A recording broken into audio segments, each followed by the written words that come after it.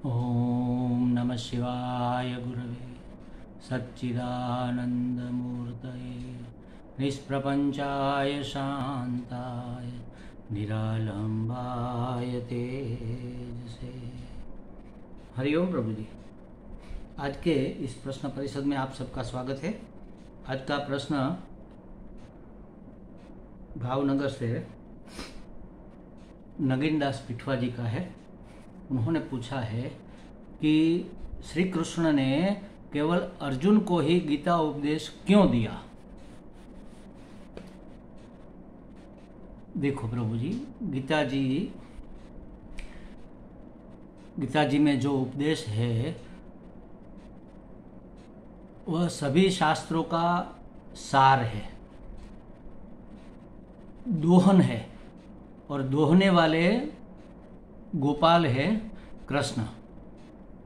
जैसे गाय को एक गोपाल दोहकर उसका दूध निकालता है, उसी तरह शास्त्र तो कई है। 4 वेद है, उपवेद है, उपनिषद वो है, पुराण है, उपपुराण है, दर्शन शास्त्र भी है, बहुत से शास्त्र है। वो गाय के समान है, माता के समान है।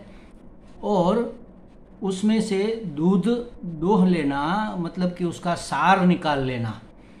तो ये सार निकालने का काम किया कृष्ण ने, वह सार है गीता जी। और गाय को दोहते वक्त क्या होता है कि गाय दूध कब देती है? जब बछड़ा उसके पास होता है, बछड़ा चाहता है कि गाय दूध दे और वो हम पिए, तब गाय अपने आप वो उसकी धाराएं, दूध की धाराएं बहने लगती है। तो उसी तरह अर्जुन को बछड़ा समझ लो, बछड़ा बनाकर शास्त्रों का सार जो भगवान ने दोहा वो सबके लिए है, सिर्फ अर्जुन के लिए नहीं है। अर्जुन को निमित्त बनाया। सिर्फ निमित्त क्यों बनाया? आपके शब्दों में कहे तो अर्जुन को ही गीता का उपदेश क्यों दिया, किसी दूसरे को क्यों नहीं दिया? तो देखो महाराज, ये जो वेदांत शास्त्र है, जो परमार्थ शास्त्र है, जो ये अध्यात्म शास्त्र है, उसका एक नियम हमारे गुरु परंपरा से बना हुआ है। उसमें कहते हैं कि अगर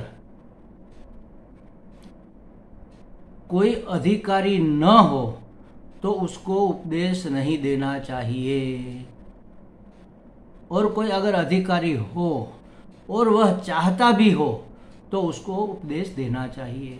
तो महाभारत के समय अधिकारी तो बहुत लोग थे। भीष्म भी अधिकारी थे, तो उद्धव भी अधिकारी थे। उद्धव गीता आगे आता है, उद्धव गीता भी आती है, वो अलग चीज़ है। वो अलग रेफरेंस में, अलग व्यक्ति को अलग डायमेंशन से दिया हुआ उपदेश है। वो पारमार्थिक उपदेश है, अल्टीमेट ट्रूथ कहा है भगवान ने।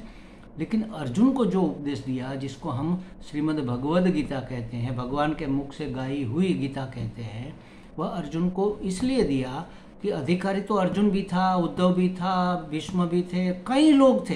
महाभारत काल में तो इतने महान महान लोग हो गए, कई लोग अधिकारी तो थे।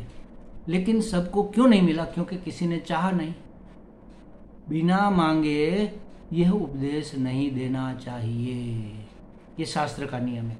जो बिना मांगे मिल जाती है उस वस्तु का हमारे मन में कोई मूल्य नहीं रहता, और इतनी मूल्यवान वस्तु बेकार चली जाए ये ठीक नहीं है। इसका अवमूल्य हो जाए ये भी तो ठीक नहीं है।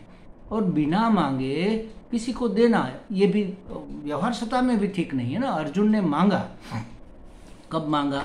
जब युद्ध भूमि पर आया और छाती निकाल कर कहने लगा कि भगवान, दोनों सेनाओं के बीच में हमारे रथ को ले चलो, हम देखना चाहते हैं कि किन किन लोगों के साथ हमें युद्ध करना है, और कौन कौन हमारे पक्ष में, कौन कौन सामने वाले पक्ष में है। हमारे पक्ष की तो बात समझो, उसको पता होगी, लेकिन सामने कौन कौन युद्ध करने आया है यह हमें देखना है, ताकि हमें कैसा मोर्चा लगाना है, कैसी व्यूह रचना करनी है, इसका हमें पता चले। तो भगवान ने कहा ठीक है, चलो चलते हैं। गए और देखा कि सामने तो अपने स्वजन ही सब है, पितर मातर सब, मातुला मामा, और ये पितृपक्ष के दादा, चाचा, भाई भतीजे, वेवाई संबंधी, जमाई, सब लोग सामने थे, जितने सगे संबंधी होते हैं सब सामने थे, एक एक तो कोई ना कोई तो था।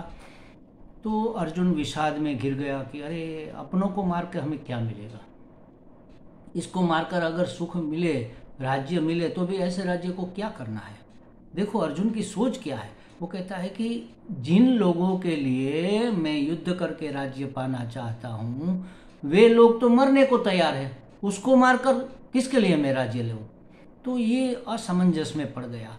संशयात्मा विनश्यति, गीता जी में ही कहा है, जब संशय हो जाता है तो उसका वो विनाश के पथ पर चल देता है।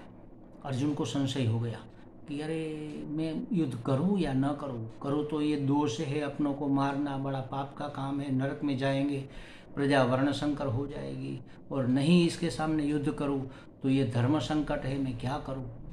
समझ में नहीं आया कुछ।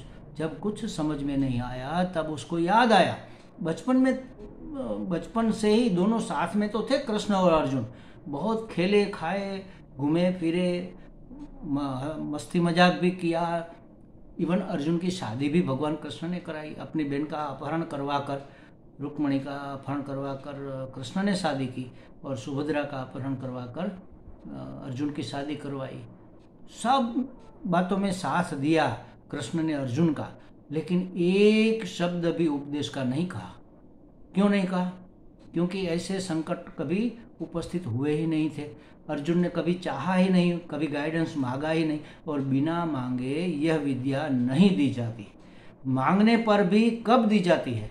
अगर वह अधिकारी है तो, अगर वह अधिकारी नहीं है तो मांगने पर भी नहीं दी जाती। तो अगर कोई जिज्ञासा करे, मांगना माने जिज्ञासा करना, कि जैसे आप करते हैं ना कि स्वामी जी इसका क्या मतलब है, आपने जिज्ञासा की कि अर्जुन को ही भगवान ने क्यों दिया, तो इसका जवाब हमें देना चाहिए, क्योंकि आपको इंटरेस्ट है, आपको इसमें रुचि है, कई समय से आप ये प्रश्न परिषद से जुड़े हुए हैं, तो आपको आपकी शंका का समाधान करना ये हमारा फर्ज है। तो भगवान ने भी सोचा कि कोई मांगे तब तो दूं। तो अर्जुन जब विषाद में घिर गया तब उसने क्या किया, भगवान की शरणागति को स्वीकार किया। शिष्यस्ते हम साधिमाम त्वाम प्रपन्न।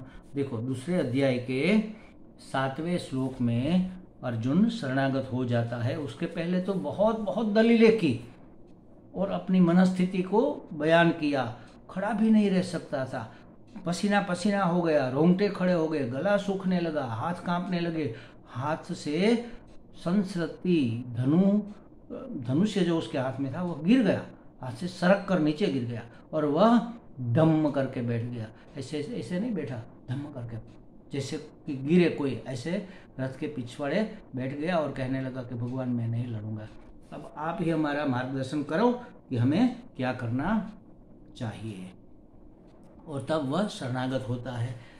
क्या कहता है देखो, कार्पण्य दोषोपहत स्वभाव पृच्छामि त्वां धर्म सम्मूढचेता यच्छ्रेयस्यानिश्चितं ब्रूहि तन्मे शिष्यस्तेऽहं शाधिमां त्वां प्रपन्नम।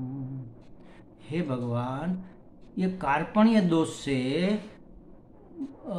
दबकर, उपहत माने कि दबकर, कायरता रूपी दोष से दबकर मेरा स्वभाव मोहित हो गया है। धर्म सम्मूढ़, जानता नहीं है कि धर्म क्या है अधर्म क्या है। मतलब धर्म माने कर्तव्य, क्या मेरा कर्तव्य है और क्या अकर्तव्य है, मुझे क्या करना चाहिए मैं समझ नहीं पा रहा हूँ। इसलिए त्वाम पृच्छामि, इसलिए मैं आपको पूछता हूँ, यत् निश्चितम श्रेय।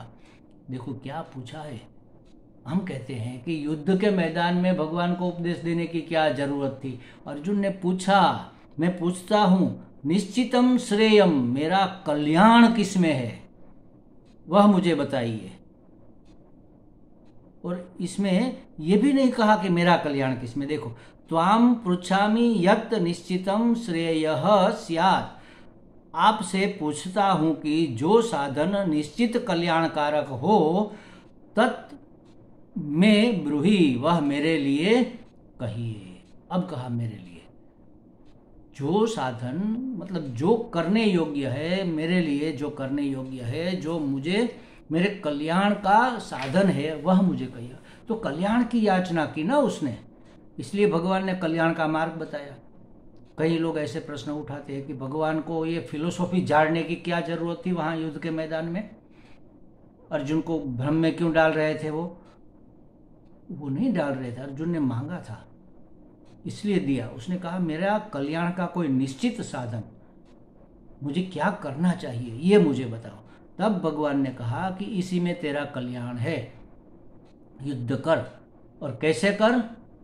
निमित्त मात्र भव सव्यसाची, मात्र निमित्त बनकर तू युद्ध कर, उसी में कल्याण है। अगर निमित्त मात्र बनकर राग द्वेष रहित रहकर कर्तव्य बोध से निष्काम कर्म करेगा तो यह कर्म तुम्हें बांधेगा नहीं। भगवान ने कहा ना अगर कि ऐसे अगर तू सबको मार दे तो भी तुझे कोई दोष नहीं लगेगा, क्योंकि तू मार ही नहीं रहा है ना, ईश्वर की योजना को इम्प्लीमेंट कर रहा है। भगवान तुम्हें निमित्त बना रहा है। निमित्त मात्र भव सव्यसाची, मात्र निमित्त बन जा। मैं कर रहा हूँ ये नहीं, मैं तो निमित्त हूँ, भगवान करा रहे हैं, जो करा रहे हैं वह मैं कर रहा हूँ। तो ऐसा उपदेश भगवान ने अर्जुन को इसलिए दिया। आपका जो प्रश्न है कि क्यों अर्जुन को ही दिया, क्योंकि अर्जुन चाहता था और अधिकारी भी था, और उसने जो मांगा था, मेरा कल्याण का साधन मुझे कहिए, मेरे कल्याण की बात मुझे बताइए। ये नहीं कहा कि मुझे कैसे युद्ध करना है ये मुझे सिखाइए।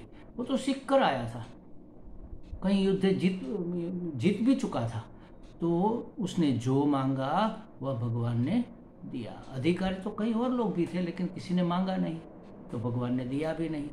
जब उद्धव, भगवान कृष्ण इस लोक से विदा हो रहे थे, तब उद्धव ने कहा कि भगवान हम आपके बगैर कैसे रहेंगे, कोई तो आधार देकर जाओ।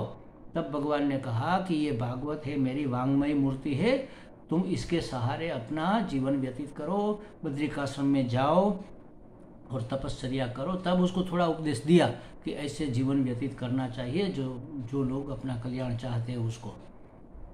तो उस समय उसने मांगा और उसने दिया, उद्धव ने मांगा था। जब जब मांगा जाता है तभी यह विद्या दी जाती है, जिज्ञासा की जाती है, तब उसका संतुष्टिकरण किया जाता है।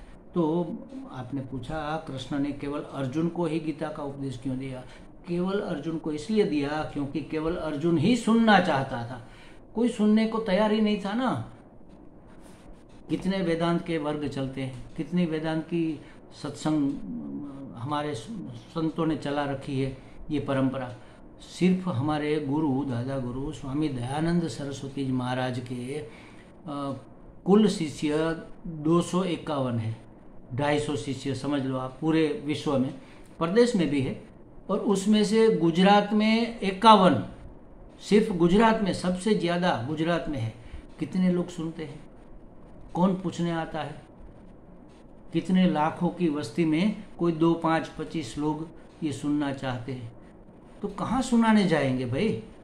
और सुनाने की किसी को, किसी महात्मा को, किसी ज्ञानी को, किसी विभूति को क्या पड़ी है? उसके दिल में करुणा है, इसलिए वो सुनाना चाहते हैं, लेकिन कोई सुनने को तैयार तो हो। अगर करुणा है तो वो तैयार ना है तो भी उसको सुना दो, वो कोई फायदा नहीं करेगा। जबरदस्ती अगर आपने किसी को सुना दिया वो कोई फायदा नहीं करेगा, वो व्यय हो जाएगा, वेस्ट हो जाएगी। इतनी मूल्यवान वस्तु को वेस्ट करना, व्यय करना, ये ठीक बात नहीं है। इसलिए शास्त्र ने कहा कि कोई मांगे उसको दो, जो जिज्ञासा करे उसका समाधान करो, जो कोई प्रश्न करे उसकी चर्चा करो। इसीलिए हमने ये प्रश्न परिषद इसीलिए चला रखा है। अगर हम जैसे हम गुरुवार को ये अपरोक्षानुभूति का वर्ग लेते हैं, ऐसे ही समझो कि हम 1-1 घंटे का यहाँ सत्संग चलाने लगे तो किसके पास टाइम है? कौन सुनेगा? कोई सुनने को राजी नहीं, कोई मतलब कोई है बस मात्र। और 1 घंटे का कौन समय निकालेगा? किसी के पास समय तो है नहीं। ये 15-20 मिनट का अगर एपिसोड है तो चलते फिरते कभी भी इतना समय तो निकल जाता है। और अपनी जिज्ञासा है तो हम तो सुनेंगे ही, और कोई सुने चाहे ना सुने। तो मतलब यही है कि जिसको जिज्ञासा है उसके लिए कहा जाता है और लोगों को भी लाभ मिल जाता है। तो उसी तरह भगवान ने भी यहाँ पर अर्जुन को कहा और वेद व्यास ने इसको ग्रंथस्थ किया ताकि उसको निमित्त बनाकर सबको लाभ मिल जाए। अर्जुन को तो मिल गया, बाकी जिसको लाभ लेना है ले सकता है। तो इसलिए भगवान ने अर्जुन को ही गीता का उपदेश दिया। दूसरा प्रश्न आपका है, वो भी छोटा सा है, साथ में ले लेते हैं। अंतःकरण किसे कहते हैं? जैसे बहिष्करण होते हैं ना, बहिष्करण मतलब बाह्य के साधन, करण माने साधन। हमारे ये हाथ हमारे साधन है, पकड़ने के काम आते हैं, लेने देने में काम आते हैं। हमारे पाँव साधन है, चलने फिरने घूमने आने जाने में काम आते हैं। हमारे शरीर को उठाकर वहाँ या वहाँ से यहाँ ले आते हैं, ये सब करण है। आँख देखने के लिए, रूप देखने का काम करती है। कान शब्द सुनने का काम करता है। आँख से शब्द नहीं सुनाई दिया जा सकता। कोई बहरा है और आँख उसकी अच्छी है तो वह सुन नहीं पाएगा आपने क्या कहा। तो ये त्वक इंद्रिया, शरीर के ऊपर जो बिछी हुई त्वक है, वह स्पर्श का काम करती है, घ्राण सुगंध का काम करती है। सब करण है। करण माने साधन। बहिष्करण, बहिर्करण कह लो, बहिष्करण कह लो, ये बाह्य साधन है। 2 प्रकार के हैं, उसमें ज्ञानेंद्रियां है और कर्मेंद्रिया। 5 ज्ञानेंद्रिया बहिष्करण है और 5 कर्मेंद्रिया बहिष्करण है। उसी तरह उसके सपोर्ट के लिए अंतःकरण 4 है। अंतःकरण चतुष्टय कहते हैं। 4 अंतःकरण है। अंतःकरण तो एक ही है लेकिन उसके 4 कार्य है और कार्य के नाम से उसका विभाग माना जाता है। वैसे विभाग नहीं है, एक ही अंतःकरण में जब विचारों की तरंगे उठती है, संकल्प विकल्प की तरंगे उठती है, तब उसको मन कहते हैं। उसी संकल्प विकल्प में से जब निश्चय हो जाता है, संकल्प विकल्प माने क्या, यह करूं या वो करूं, वह करूं या यह करूं, यहाँ जाओ या वहाँ जाओ, वहाँ जाओ या यहाँ जाओ, ये खाऊं या वो खाऊं, ये पहनूं या वो पहनूं, हर कदम पर ये संकल्प विकल्प होते हैं। उसमें उसको मन कहते हैं। उस संकल्प विकल्प में से एक बात निश्चित हो गई कि यही करेंगे, यही खाएंगे, यही पहनेंगे, यहीं पर जाएंगे, यही बोलेंगे, यही सोचे, तो ये निश्चय हो गया। इसको कहते हैं बुद्धि, निश्चयात्मिका बुद्धि। संकल्प विकल्पात्मक मनः निश्चयात्मिका बुद्धि। आप तत्वबोध जरूर पढ़ना, उसमें ऐसे शब्दों की बहुत अच्छी सी व्याख्या की गई है। तो ये है, और जो हमारी स्मृति को संग्रहित करके रखता है और जब जरूरत पड़े तब उसको निकाल कर देता है, जैसे एल्बम होता है, जैसे स्टोर रूम होता है, उसी तरह का जो काम करता है वह है चित्त। तो ये चित्त, उसमें सब चीज़ें, सब अनुभव हमारे वहाँ पर संग्रहित रहते हैं, वहाँ पर संस्कार सब संग्रहित रहते हैं। और अहंकार, अहंकार मतलब मैंपना, मैं तो हूँ ही ना, तभी तो मैं सोचूंगा, तभी तो मैं तय करूंगा, निश्चय करूंगा, और तभी तो मैं याद करूंगा, स्मृति वापस आएगी। हम अर्जुन भी कहता है ना, स्मृति लब्ध्वा, तो हमें याद आ गया। किसे याद आ गया? मुझे याद आ गया। तो मैं कौन? ये मैं अहंकार, जीव जिसको कह लो, चिदाभास कह लो, अहंकार कह लो, ये 4 साधन अंदर के हैं, उसको कहते हैं अंतःकरण। स्वामी अखंडानंद जी महाराज ने एक जगह 5 साधन बताए हैं, इंस्टीट्यूशन, जिसे हम अंतः प्रेरणा कहते हैं। ये 5वां साधन उसने बताया है, कहीं और उल्लेख नहीं मिला हमें, होगा कहीं पर, लेकिन हमें कहीं और ध्यान में नहीं आया। सिर्फ हमने अखंडानंद जी महाराज से पढ़ा है कि ये इंट्यूशन को 5वां साधन वो मानते हैं। तो अंतःकरण चतुष्टय ही माना जाता है वैसे। तो ये 4 अंतःकरण, एक ही अंतःकरण के 4 नाम है। जब वह जैसा कार्य करता है तब उसको वैसा नाम दिया जाता है। जैसे समुद्र है या तालाब है, समझ लो, बिल्कुल शांत है, अब उसमें तरंगे उठने लगी तो उसका रूप बदल गया। जोर जोर से पवन बहने लगी तो बड़े बड़े मौजे उठने लगे, उसका रूप बदल गया। और फिर बारिश होने लगी तो टप टप उसमें बुदबुदे उठने लगे, उसका रूप बदल गया। और कुछ नहीं है तब उसका रूप अलग है। उसी तरह हमारे अंतःकरण का परिस्थिति के अनुसार वह जो कार्य करता है उसके अनुसार 4 नाम पड़े हैं, मन, बुद्धि, चित्त, अहंकार। हमें लगता है नगीन दास जी को बातें कुछ स्पष्ट हो गई होगी। हरिओम।